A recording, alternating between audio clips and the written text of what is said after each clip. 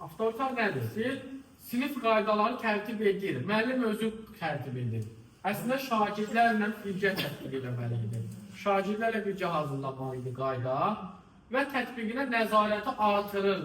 Nəzarət edilmir, nəzarəti artırır deyil. Bizdə hasil üçün şagirdlə bir yerdə edirsiniz, şimdi müəllim özü eləmiş ki. Bunun üçün qaydalarını şagirdlə birgə hazırlayır.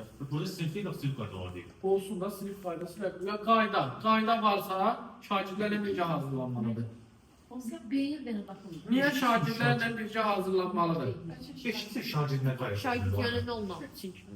Çünki qaydalara şagirdlər əməl edəcək. Baxın, bir çox hallarda şagirdlər elə bilir ki, qaydanı müəllim onu cəzalandırmaq üçün qoyur.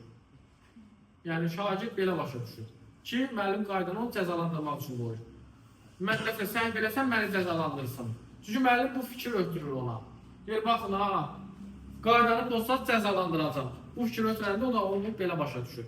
Amma şagirdlərlə birgə hazırlayanda qaydaları, onlar artıq bilirlər ki, bu qaydalar bizi cəzalandırmaq üçün deyil. Sadəcə dərsin uğurlu keçməsi üçündür.